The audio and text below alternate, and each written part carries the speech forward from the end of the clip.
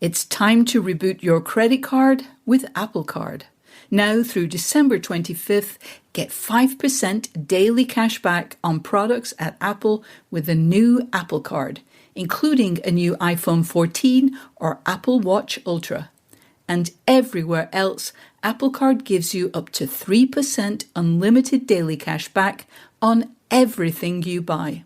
Apply now in the Wallet app on iPhone and start using it right away.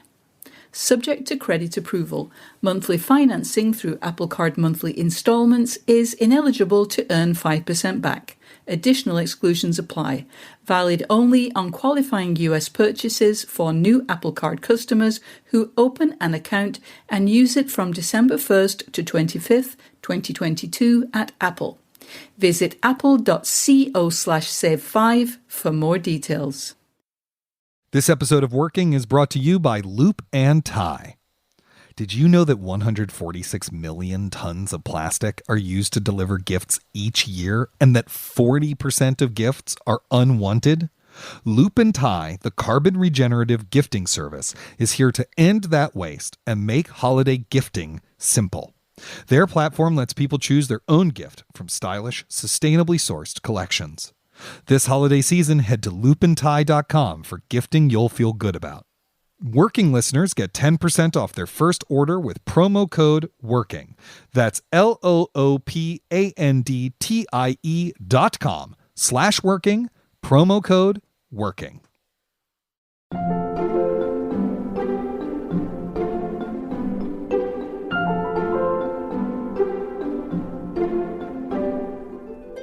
I don't believe in objectivity as something that happens in journalism. I think that we always have some kind of subjectivity. And so I wanted to always let readers know who I'm referencing and if I have a relationship to them. Mm-hmm. And I wanted to reject the idea that that in any way denigrates the quality of the work. Welcome back to Working. I'm your host, June Thomas. And I'm your other host, Isaac Butler. Isaac, it's always awesome to talk to you. But I think I recognize the dulcet tones we heard at the top of the show. Who do they belong to? Yes, we heard the dulcet tones of journalist, professor, theorist, and all-around mensch, Steven Thrasher.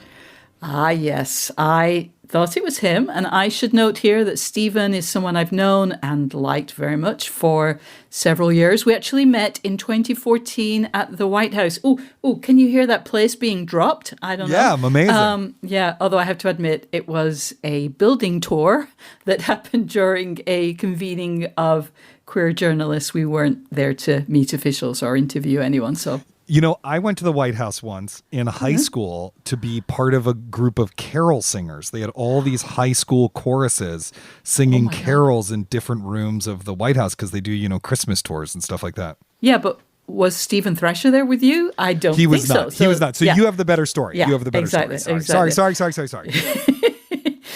Steven, also one of the all-time great users of Twitter. All value, no bullshit, just a superstar on Twitter.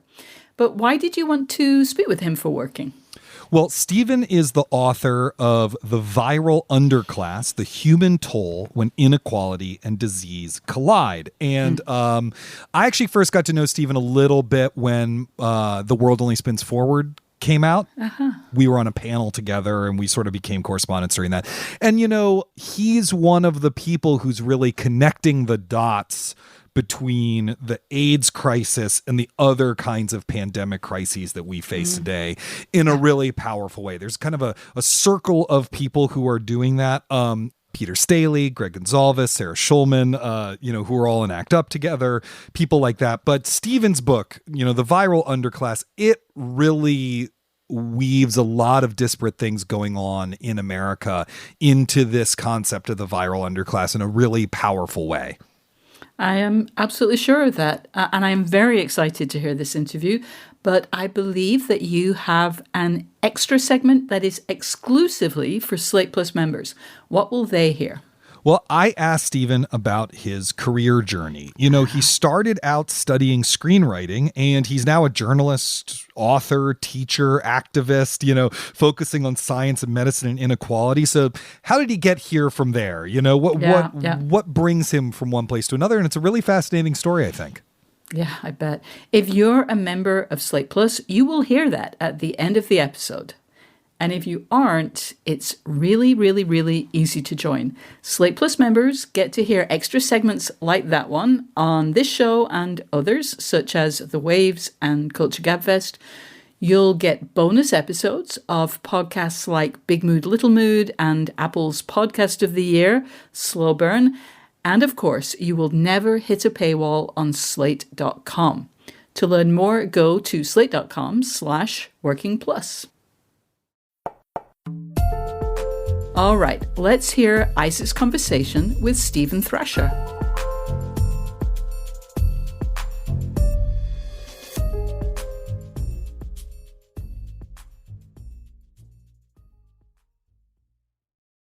Steven Thrasher, thank you so much for joining us this week on Working to talk about your process. Thank you so much. I really appreciate getting to be here with you, Isaac. So your new book is The Viral Underclass, The Human Toll When Inequality and Disease Collide. For our listeners who maybe aren't familiar with it or haven't, picked it up at their local indie bookstore and read the back of it to get a sense of it, can you just describe the book and its project? Certainly. So The Viral Underclass is a book that, in a way, I started writing about 8 years ago, writing about the criminalization of HIV and AIDS, how it affected a young man named Michael Johnson.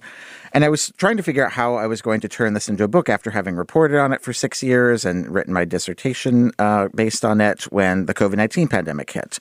And so what I ended up doing was writing about the ways that certain people become very affected by very different viruses. I started seeing that people who were being affected with COVID-19 was overlapping a lot with people who were affected by HIV and AIDS. And it struck me as very strange because they were very, very different viruses that came into contact with people in different ways, but they're affecting the same kinds of populations. And so the book is a way that I write about 12 different social vectors that explain why these different kind of viruses are affecting the same populations. And the vectors are capitalism, ableism, racism, different kinds of isms that socially affect people but create very different material results. And I tell it through the stories of different people with each vector. And was there like a chunk of I know that there was a dissertation that existed. Was there a chunk of the book that kind of existed and then you had to throw it out or rejigger it when the COVID-19 pandemic hit? Or like, what did it look like at that point?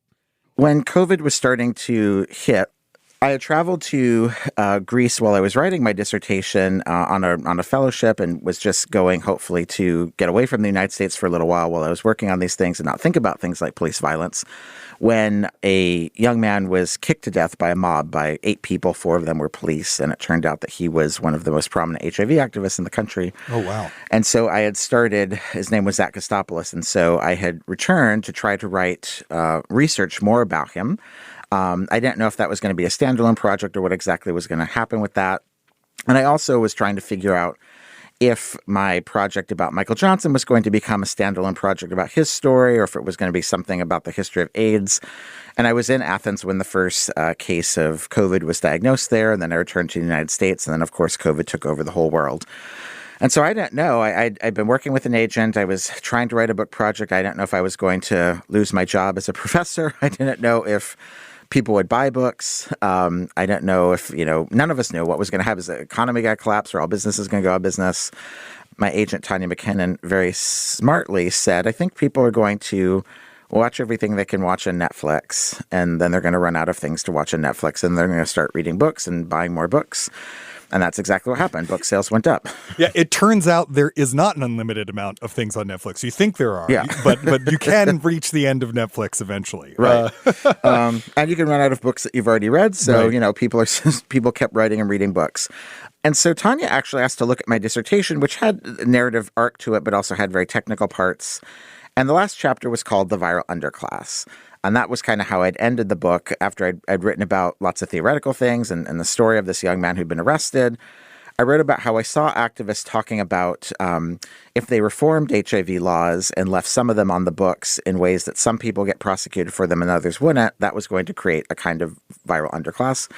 And I looked more into that phrase and the origins of it. And Tanya and I talked about it and decided that what I should do is use that as an analytic to look at past pandemics, particularly HIV and AIDS, but also to some degree hepatitis, and tuberculosis and the 1918 flu pandemic, and to use that as an analytic, as a way to think about how pandemics happened, and to use that as a way to explore what we didn't know was going to happen. You know, March 2020, we didn't know what was going to happen with COVID. Right.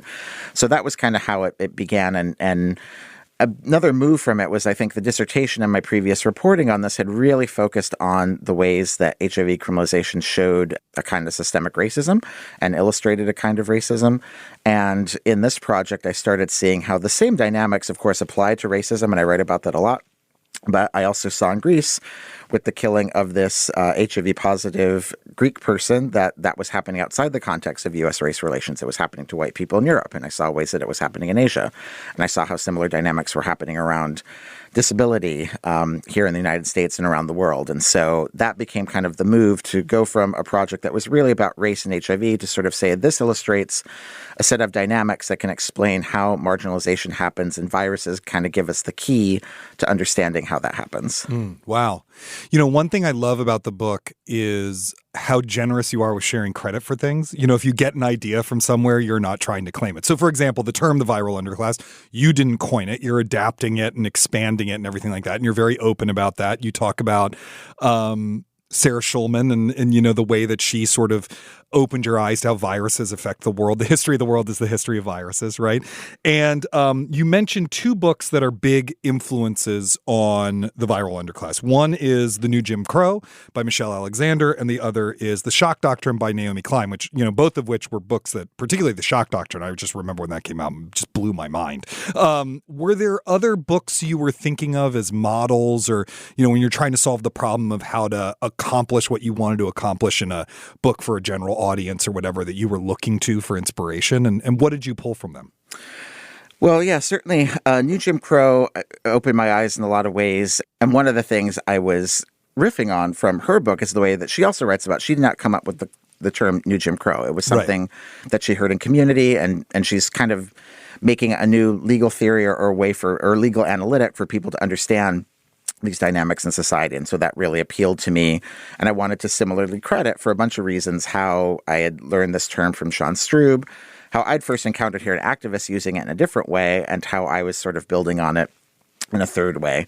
And it was really important to me to credit people for a couple of reasons. I feel like when writing for print magazines and newspapers, editors are often trying to get rid of that as an inline credit. You can usually hyperlink, but there have been, you know, we've seen a couple of them this year, disasters where book authors have credited people in their footnotes or even in line, and then the adaptation ends up taking the credit out, and it looks bad for something the author tried to do.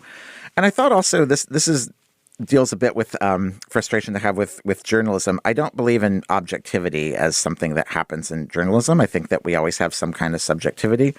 And so I wanted to always let readers know who I'm referencing and if I have a relationship to them. Not to take credit for the idea, but also to say, like, this is a person I'm in relationship with. And that's because I practice relational journalism. I try to have relationships with sources. I often have relationships with communities of readers that I'm writing about over time. That's certainly been true over the 10, 12 years I've been writing about HIV. And they also, I think the reader has a right to know that. The Shock Doctrine and Naomi Klein, I was so touched that she agreed to blurb my book, was one of the books that really opened my eyes to kind of how the world works. And I think that Klein also does this really beautiful work that is completely original and brilliant, but not written in academic prose, and is very widely accessible while also being very intellectually rigorous. Bell Hooks was a huge influence to me as well. When I first started thinking about going into an academic track, it was largely because I had read the work of Bell Hooks. And I remember feeling like I was coming home, like coming to an intellectual home when I started reading what she wrote. The book Fast Food Nation also had a huge influence on me. I think it came out in 1999 or 2000. And Eric Schlesser wrote this book about how fast food operates in the U.S. and really used that as a prism to understand labor, economics, environment, political, electoral politics, race politics, very much through this lens of thinking about fast food. And so, and that was one of the reasons why I ended up doing a PhD in American Studies, even though his book is not an academic book either, but I found out the field of American Studies often will do this thing where you're sort of looking at one thing in the U.S. and understanding the dynamics of the U.S. through it.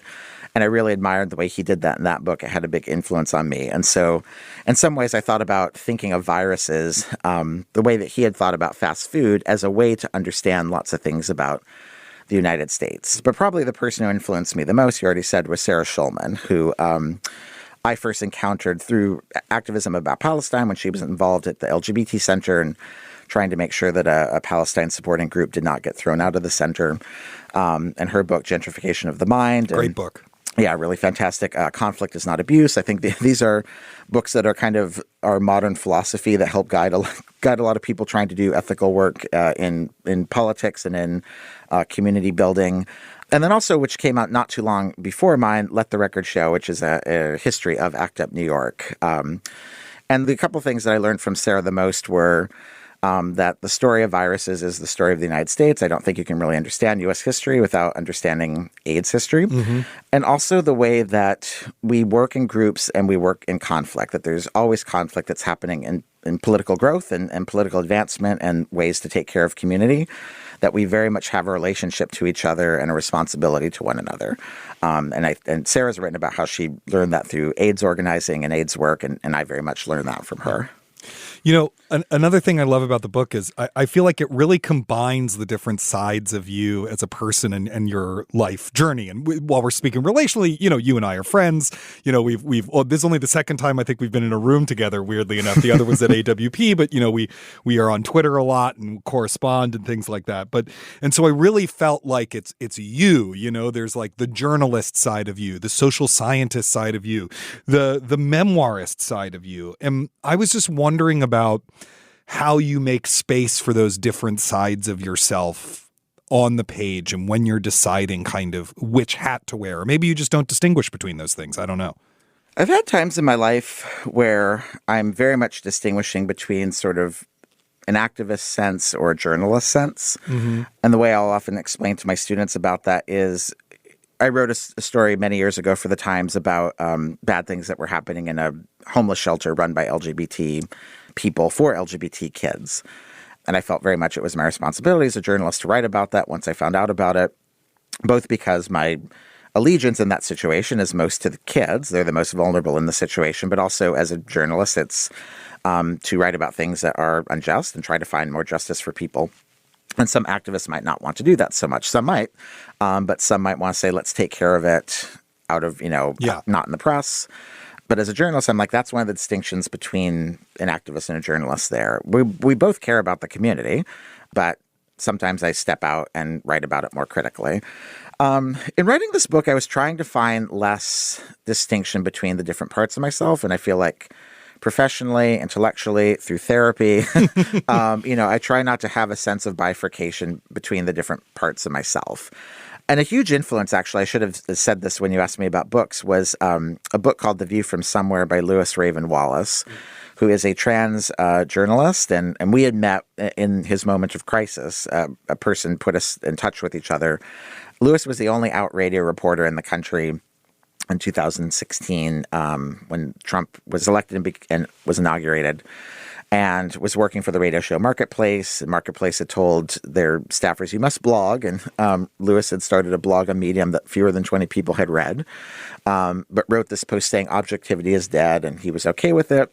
And it wasn't actually a screaming call for being a polemicist, but it was acknowledging that as a trans radio reporter, when he would get sent to North Carolina, he would have to make a decision about what bathroom to use. And that's, that puts you in a political position. But also cis people going in that situation are making a decision to, participate in this sort of segregated situation. And that is, if we reflect on that critically, that actually makes our work much stronger. And then Lewis got fired immediately from Marketplaces, never worked in public media again. Wow. And so my conversations with him and some of the work we've done together really have informed the ways that I want to think about how we can be critically reflective, but bring our whole selves into whatever we do, and that makes our work richer. And so I wanted to write this book. The mix ended up being a different mix than I thought when it began, but I wanted to be some memoir, some kind of social science research, and journalism reporting as a way to think about viruses and explicitly historically, but also to write about the present situation that was happening with the coronavirus pandemic. And I wanted to bring all of those parts of myself together. And I wanted to do so to, like, as I was saying earlier, both let the audience know who I was talking about, but to acknowledge that if I have as many queer people have, if I have a relationship with people I'm writing about, that's, okay, as long as you're talking about it. Viruses happen in very intimate scales of our lives. So much of the ways I've benefited from the science and the politics and the culture of queer culture in the 80s and the 90s comes from queer activists and gay activists and ACT UP and news publications and government who all knew each other and were working very diligently and ethically together to try to stop AIDS from killing people. And Right. that involved activists, artists, journalists, scientists, working together. Sometimes, people had lots of relationships with each other, losing people they loved. And I wanted to reject the idea that in any way denigrates the quality of the work. Sometimes it's because people are explicitly affected by something that they end up spending the most time in the lab or the most time on the Hill or as journalists trying to solve what's happening. And I wanted to share some about myself. I ended up sharing more than I had planned in ways that do make me uncomfortable at times. But I feel like if I'm asking, particularly someone like Michael Johnson, who was incarcerated for most of the time that I reported about him, if I'm asking people to share about the intimate parts of their lives, then I feel like I should be willing to do so as well. But also what I kind of hoped was, particularly with COVID, if I shared about the intimate ways and difficult and vulnerable ways that I was affected by the pandemic, that I hoped that would give people an ability to reflect on their own experiences, knowing that, 1 million people died here in the United States alone.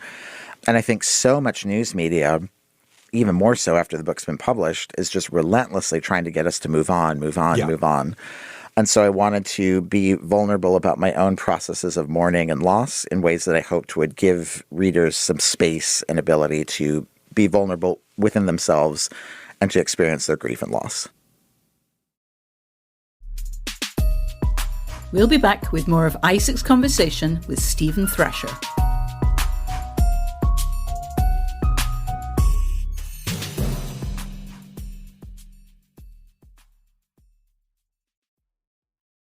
It's time to reboot your credit card with Apple Card.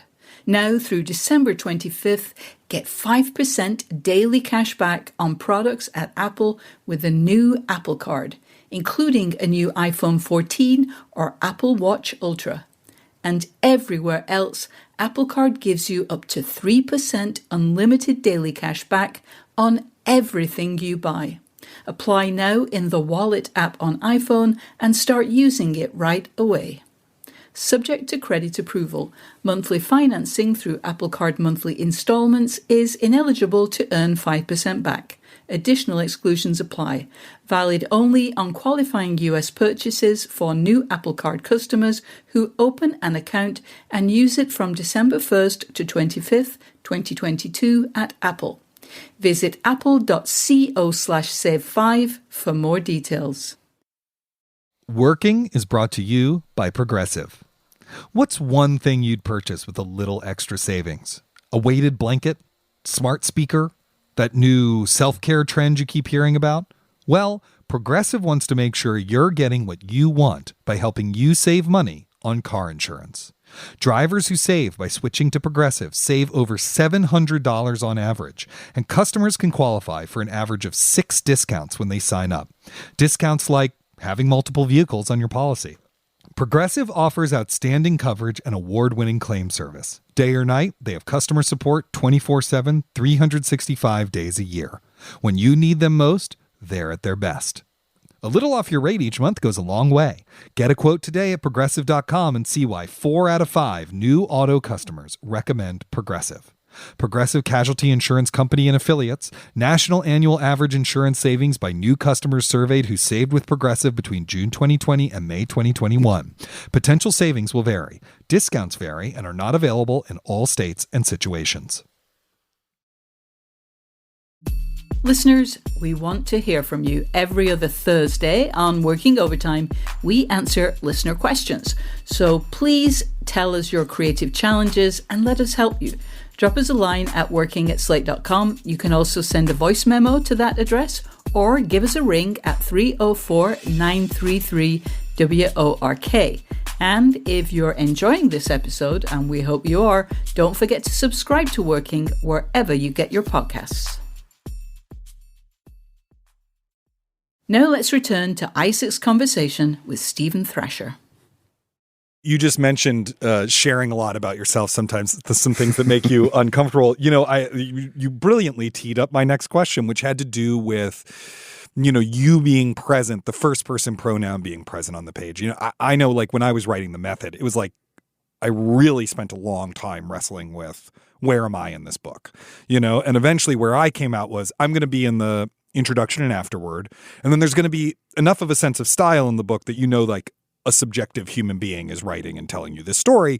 But because most of the story takes place before I was even born, and I'm not doing that many first, but I needed to get out of the way of it for the most part. Whereas you really did the opposite. You're very present on the page. You're sharing stuff about your own health problems and experiences in the American healthcare industry and all sorts of stuff like that.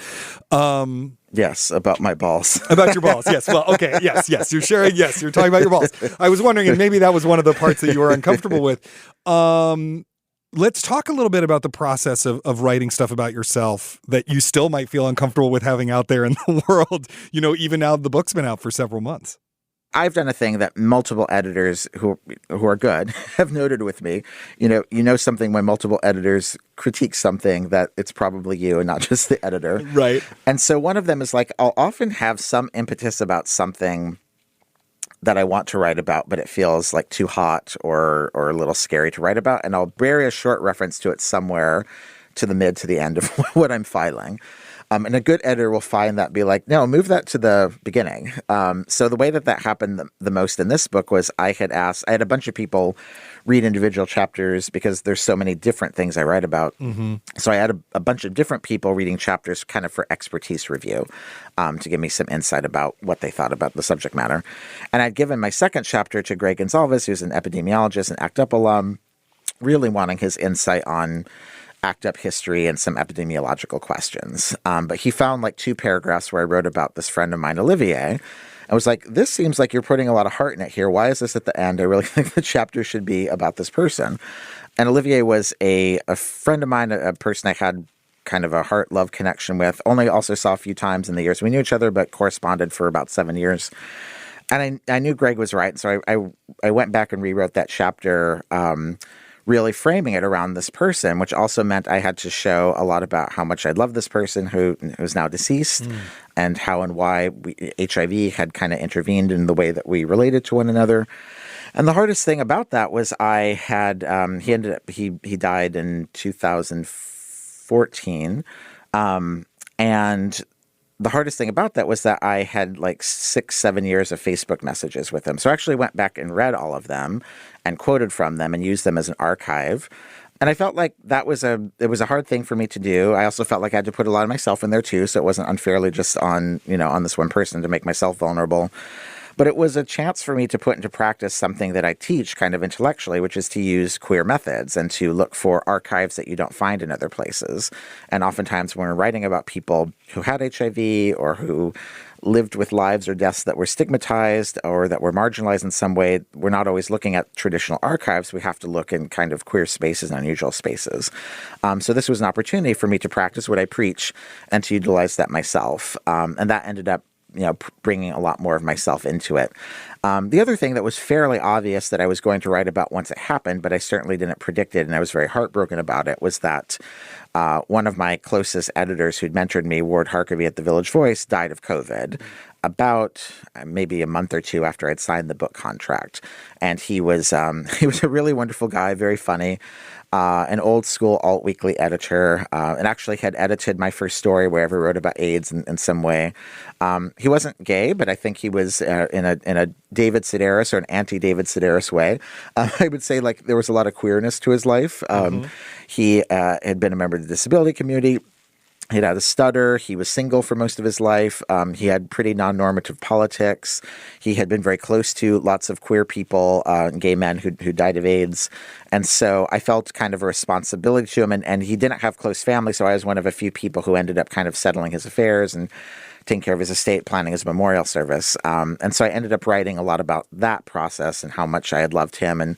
And so that was a chance for me to practice some of the craft things that he had taught me, but also to share with people like what this loss was like in a way that many readers have written to me that they appreciated because they had some similar experiences and felt and appreciated feeling validated in what they'd gone through, again, in ways that were often encouraged, like just to move past and sort of say, like, that happened a couple years ago, move on.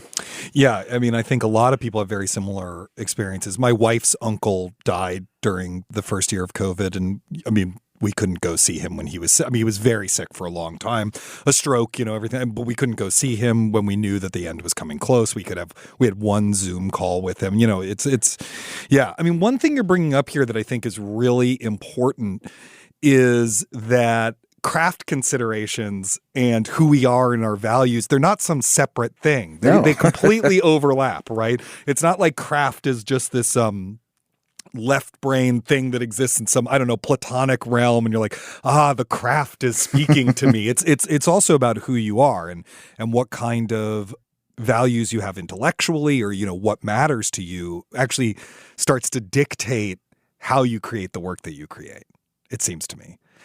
But now I'm going to ask a question that's much less personal than that. I just want to make sure that, our listeners hear that, which is just, I want to talk a bit about how the structure and shape of the book came along, because you have these different lenses you're looking at that, of course, all interrelate. But you still did you sort of figure out these are the 12 things I want to talk about? Okay, that's 12 chapters. What goes in the chapter? I'm going to outline it. Or were you kind of free writing to find your way into it? How did the shape of it come about?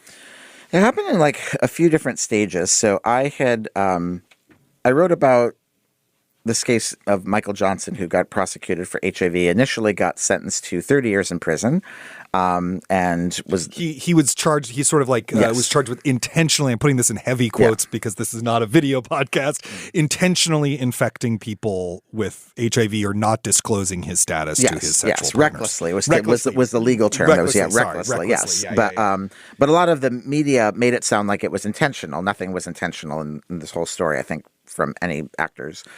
And so he was charged with recklessly transmitting or exposing other people to HIV. He was sentenced to 30 years in prison. It was kind of every disaster of Black America in one story. And then eventually, in part because of my reporting and a lot of work the activists did, he ended up getting released about 25 years early. And he still spent most of his 20s in jail, but at least he was not in his almost 60 years old when he got out. And so that story in itself was a real prism for me, and one of my aha moments that I write about in the book that helped me start seeing it in terms of viruses is that story happened right outside of St. Louis in St. Charles County. And then 6 months later, I got sent to go cover the Ferguson uprising after Michael Brown had been killed. And when I asked my HIV prevention colleagues that I had worked with on the first story what I should look for in Ferguson, they told me they had just been in that Canfield Green apartment complex because there were new diagnoses of HIV there, and that Ferguson had this higher rate of HIV and AIDS. And so I started seeing the ways that these were connected. And for a long time, I was trying to think, like, is the story about these two young men named Michael Johnson and Michael Brown?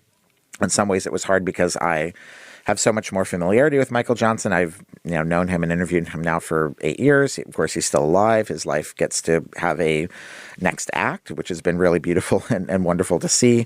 And so I didn't know if that was the right way to write about that in terms of Michael Brown. But I worked with a version of thinking of it in that way for a while. And then when COVID came, I realized that I was going to be writing about HIV and COVID together.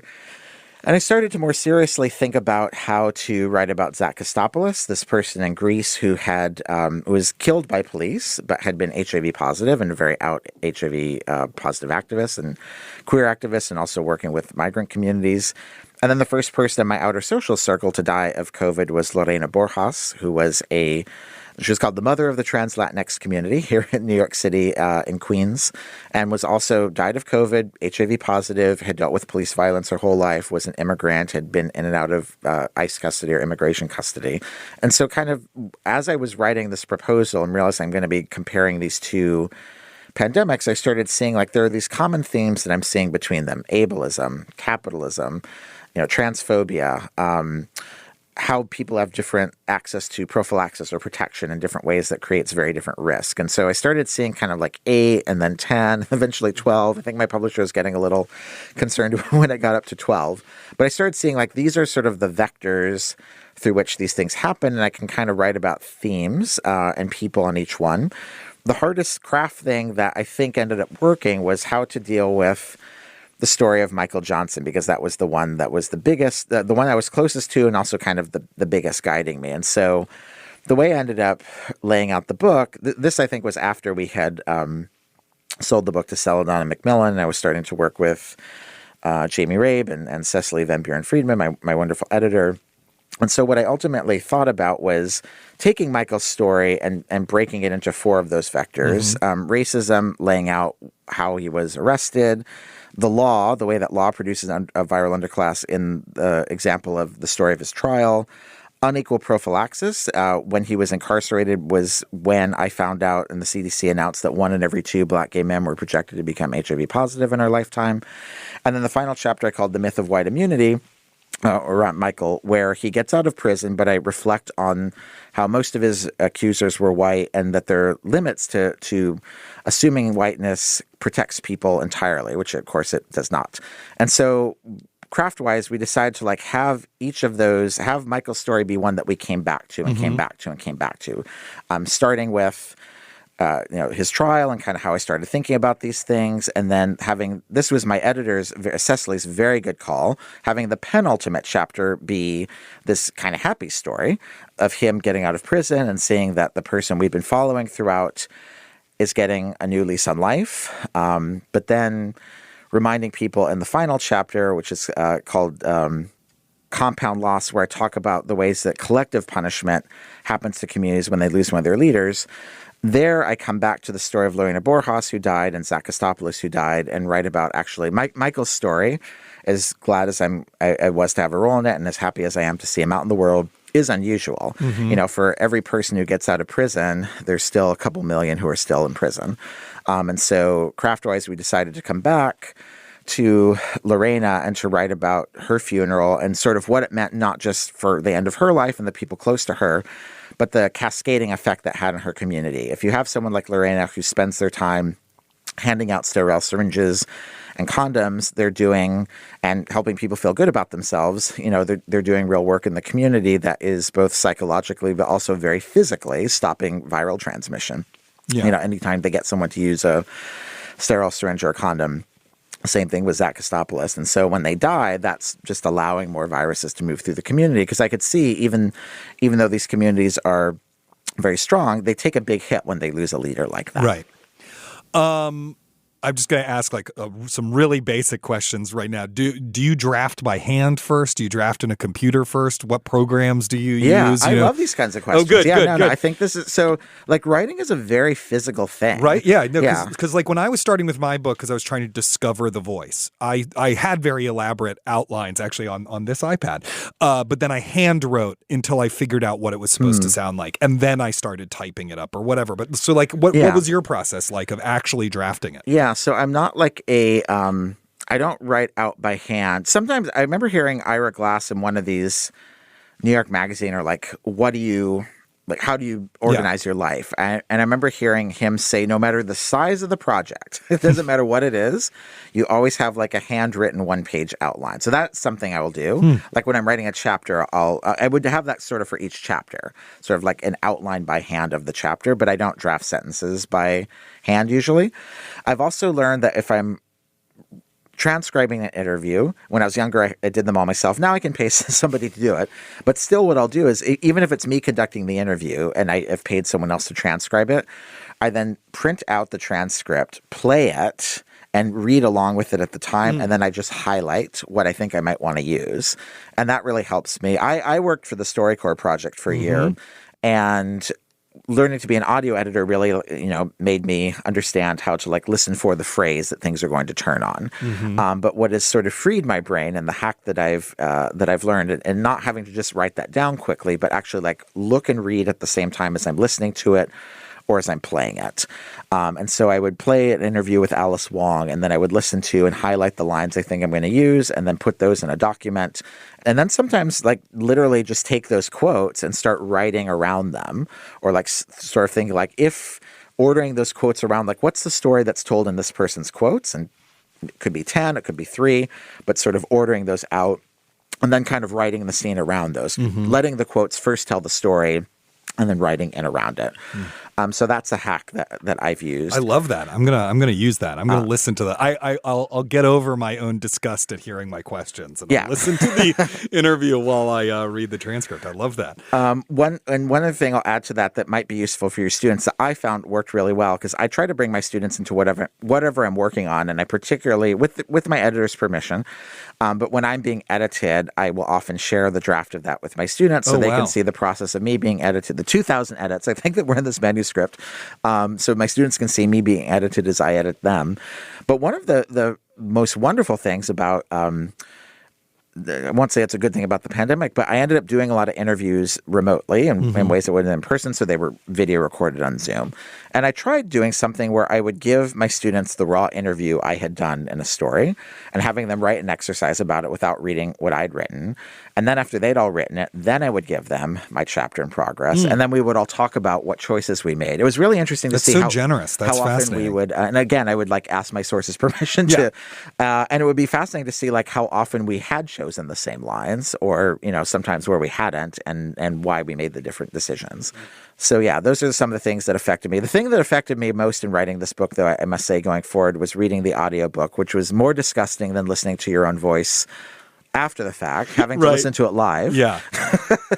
When you have to do the corrections, right? They send you that thing, because I did my own audiobook too, and you're like, and you have to say the couple sentences before and then re-say the thing because you mispronounced a name or what.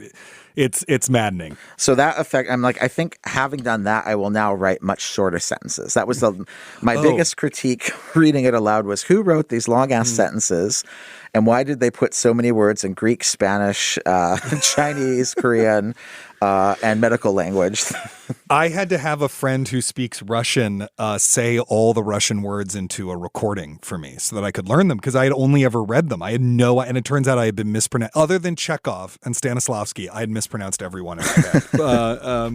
And on that note, Steven Thrasher, thank you so much for coming on the show. I've been looking forward to this for a long time. It's been great to talk to you about your process. Thanks. I really appreciate it.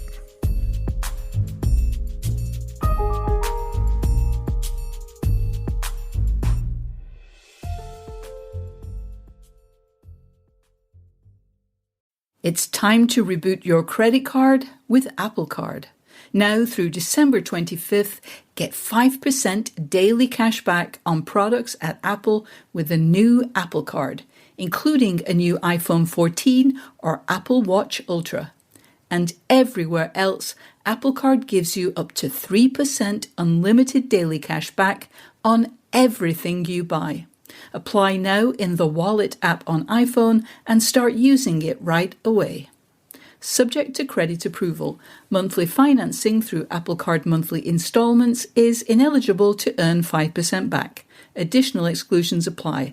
Valid only on qualifying US purchases for new Apple Card customers who open an account and use it from December 1st to 25th, 2022 at Apple. Visit apple.co/save5 for more details. This is Susan Matthews, host of the 7th season of the Slate podcast Slow Burn on Roe v. Wade. We are so excited to have been recognized as Show of the Year by Apple Podcasts. To celebrate this award, we made 5 all-new episodes with new interviews, perspectives, and ideas about what might happen next in the fight over legal abortion. Check out Slow Burn Roe v. Wade on Apple Podcasts now to hear those episodes. Isaac, that was really fascinating. Steven is legit a great talker. And if I can just insert a quick cross promo here, listeners who are now jonesing for more Steven Thrasher should check out the August episode of Slate's Outward podcast. That episode was called What Viruses Can Teach Us About Our Profoundly Unequal World. His conversation with the host was really fascinating and lovely. But to get to your conversation, I swear I was kind of going through a killing me softly feeling during that interview at various points, because I'm working through some of the very questions you talked about with Steven. For example, about how to credit sources and influences when writing a nonfiction book. My tendency is to want to do a lot of referencing about where the ideas are coming from, but I know all too well that that can get in the way of readability and literary style.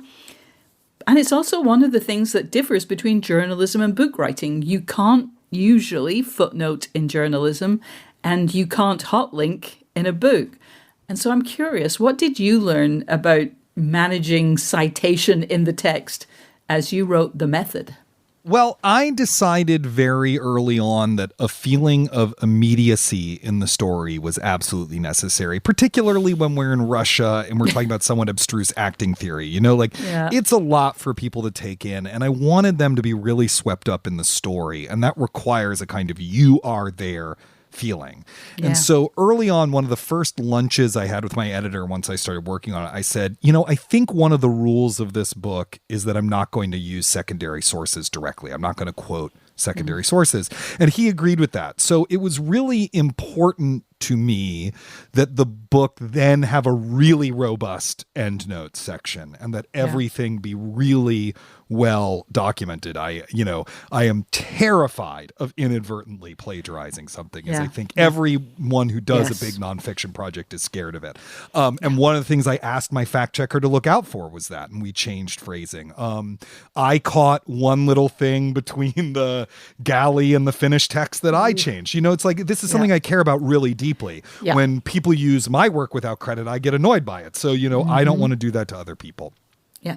And I think the way Steven is doing it in his book is absolutely aesthetically the right decision for that one. And the way that I did it in mine is aesthetically right for the method. But boy, did that make the endnotes process a beast. So the big advice I have is this: do the endnotes as you go. Every time you finish a draft of a chapter, or maybe even a major section of a chapter, just pour yourself a cup of coffee or a glass of red wine and take care of the notes for it. You don't want to be in the position of doing the notes after the book is written. And has what you learned when writing your book changed the way you write journalism now that you're back to freelancing? Well, I definitely think I'm much better at research in general. As you said earlier, the weird annoying thing in journalism is that there's no citations, there's no footnotes, there's no endnotes, there's no nothing. You have to keep track of that stuff for fact checkers, but the reader doesn't really get to see it. So how do you fairly credit people without torquing all the sentences of the piece out of whack is a really serious part of the craft of journalism. Yeah. If it appears online, you get some help out of hyperlinks, right? Yeah. Hyperlinks are really your friend, and I really try to do that as much as possible. But it's also hard when, like I have a piece going up later this week where very little of the research exists online. Most of it's in books. And so figuring out where do you put the according to, and how do you not just, say that over and over again? It's really tricky. Yeah. I was nodding along when Steven mentioned that when multiple good editors make the same point about something you do in your writing, it's probably something you should think about and maybe even consider changing. What's your equivalent of Steven's dropping a tiny mention of something that really should be the central framing of the piece toward the very end of a story? That's a really interesting question, and I really want to hear yours, but I'll go first. What I would say is that particularly earlier on in my writing career, I was working very regularly with Dan Kois right here at Slate. And the thing that he would bring up when he was editing me was that I tended to stop right at the moment when I needed to actually go further. And it's because I was nervous about running roughshod over the word count that he had given me.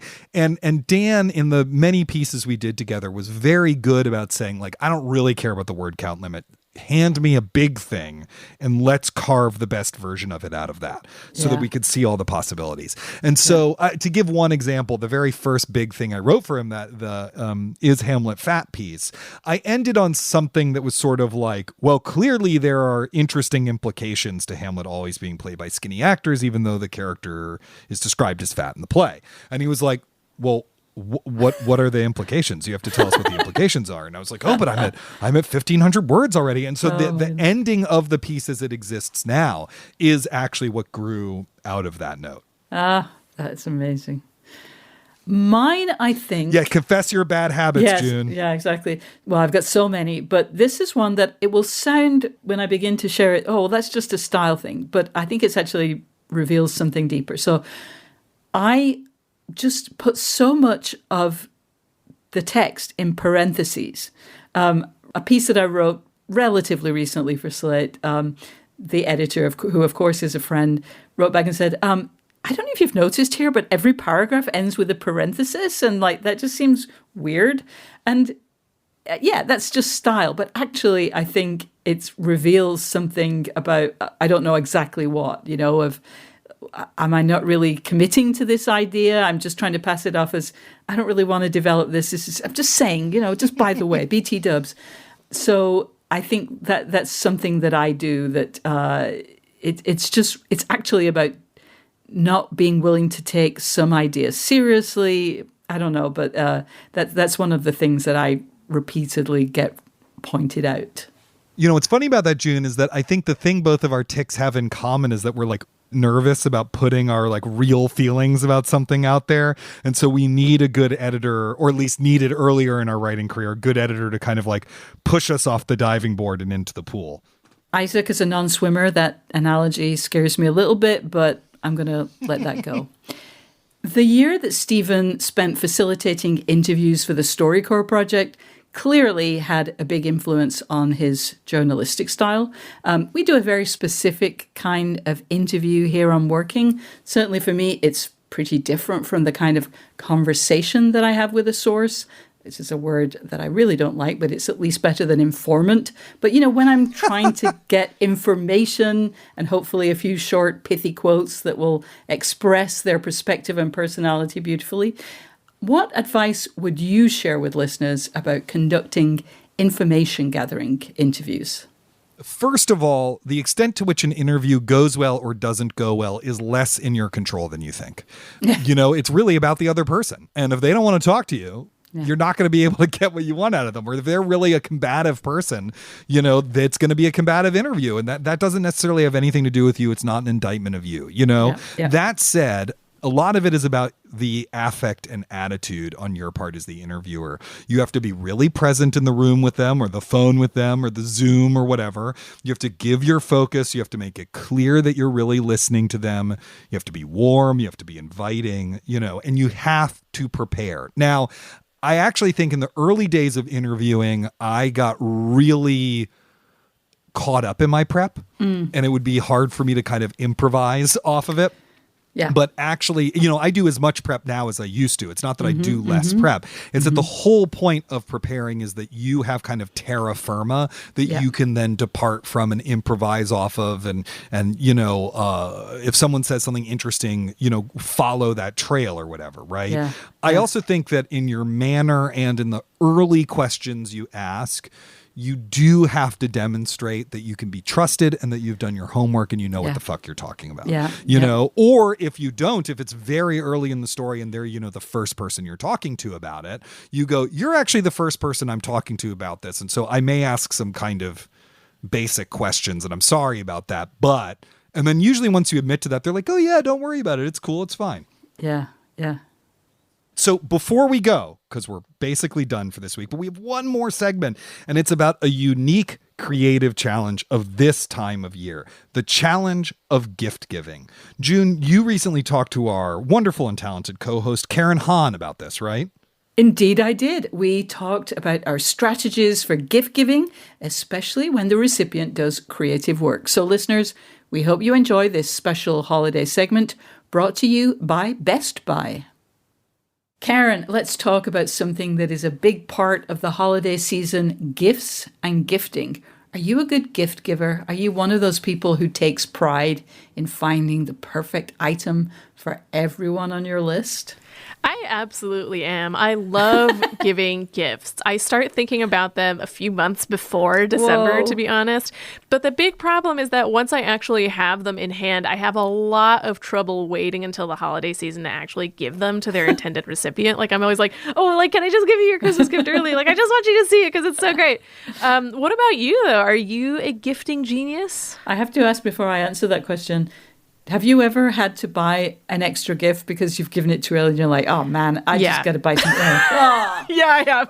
Oh man, you got to get the timing right. I know. It's so hard. Oh. So am I a gifting genius? I would just say I have my moments. I don't have to buy for many people. And I have a sort of repertoire of go-to gifts for several of my regular recipients, like stationery for my partner. And, now I think of it, stationery for my mom. A lot of stationery. I'll tell you what, though, I am absolutely amazing at buying gifts for myself. I recently made a purchase that was inspired by our co-host, Isaac Butler, who recommended a laser printer for anyone who writes and shares their work. I got one, and it has really genuinely improved my productivity. I've found that it really helps to have a physical version of my work when I'm revising stuff that I've written, or even as I'm collecting my thoughts together to write, a first draft, just to make sure I don't miss anything. Totally highly recommend. Are you much of a self-gifter? Does it count if I would categorize it more as like retail therapy? Totally. I definitely like buying things for myself, both in terms of things that'll be practical for work and also things that I just want, like a set of cute stickers or a nice sweater. I will say, like, we also have a laser printer in our household and also find it very, very useful. Although my partner is much more conscious about like using paper.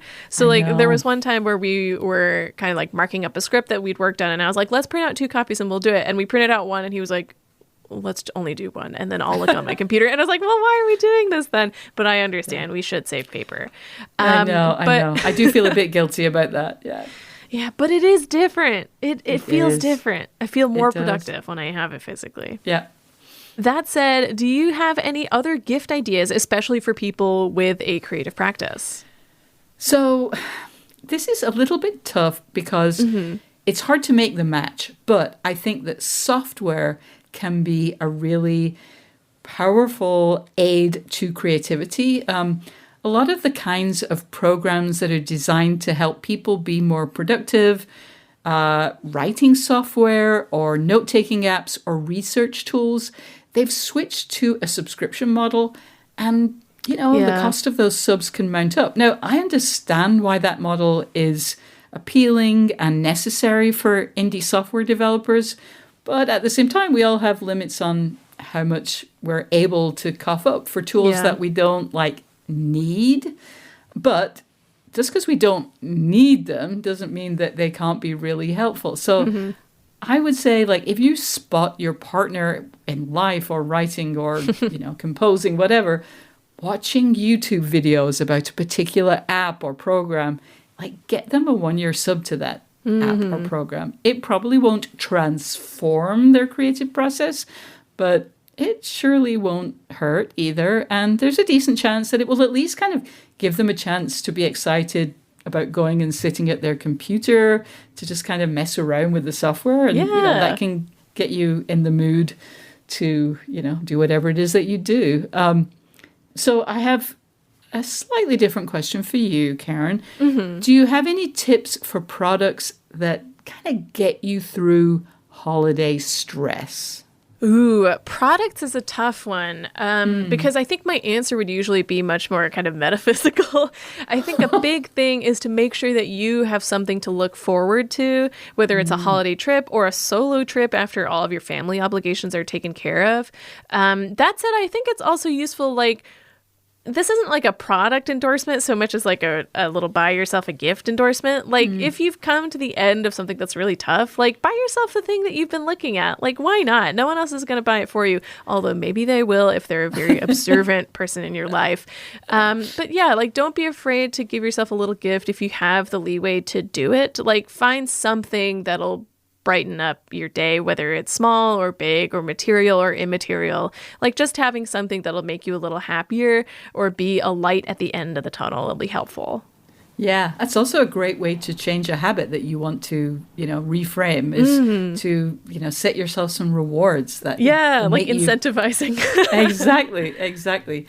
I just want to make a plug for kitchen appliances that will do their magic while you're in another room writing or drawing or whatever it is that you like to do. I'm thinking of like a slow cooker or a device that, I don't know, maybe it's just popular in the UK, but it's known as a soup maker. Is that different from like an Instant Pot or a hot pot? I think basically it's yet another form of slow cooker. Gotcha. But yeah, I think anything like that you can kind of set it and almost forget it. It gives you time to focus on your creative work, but then supplies you when you're ready to come up for air with something warm and comforting that can fuel you to do more work in your next session. And also, before we go, I must recommend books as gifts, especially two of them that are very near and dear to working. Karen's book, Bong Joon-ho, Dissident Cinema, out November 22nd. And, of course, Isaac Butler's book, The Method, How the 20th Century Learned to Act, which came out in February. Both are fantastic. Both will inspire you. Both will put you in a creative mood and make you really happy, which we all need at this time of year. Thank you, Karen, for sharing some advice. I already feel so much more relaxed about holiday gift giving. Thank you, June. This has been very fun. And don't forget, shop great deals on gifts now at Best Buy.